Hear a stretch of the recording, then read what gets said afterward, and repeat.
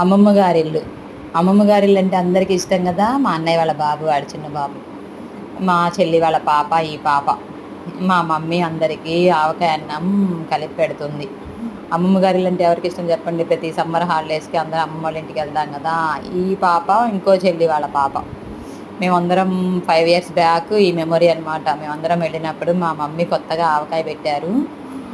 వాడు మా చిన్న చెల్లి వాళ్ళ బాబు. ఈ ఈ బాబు మా పెద్ద బాబు.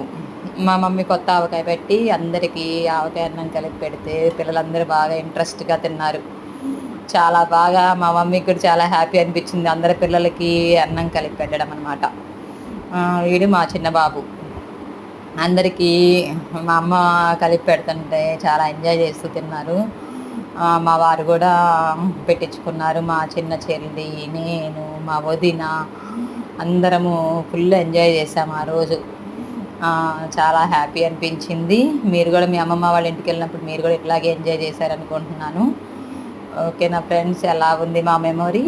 బాయ్.